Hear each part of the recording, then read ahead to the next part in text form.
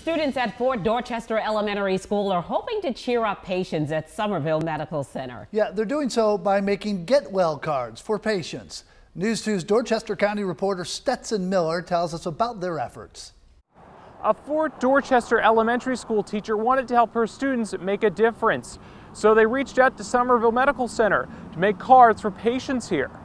Colorful get well cards, some with hearts, others with smiley faces, are being crafted by 4th grade Fort Dorchester Elementary School students to help patients at Somerville Medical Center get through their time in the hospital.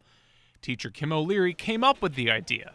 This summer I read an article in the paper about some local artists in downtown Charleston, and they were making cards for the patients at Roper St. Francis Hospital.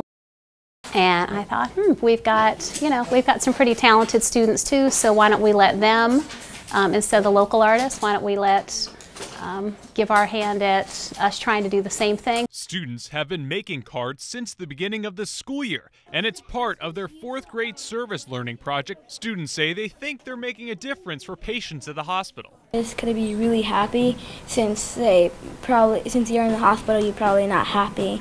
So you're probably going to get really happy once you see a card like that. I think that they'll be happy because they'll know someone's thinking of them. The cards are distributed randomly to patients throughout the hospital on food trays, and the response has been positive. The response, as you can imagine, is overwhelmingly favorable. There's a couple of 70-year-olds I heard about today who just were over the moon. One of these guys was going to feature it prominently in his man cave, so I thought that was obviously a hit. And Miss O'Leary said that eventually all of the 4th grade students will make cards for patients here. In Somerville, Stetson Miller, Count on 2.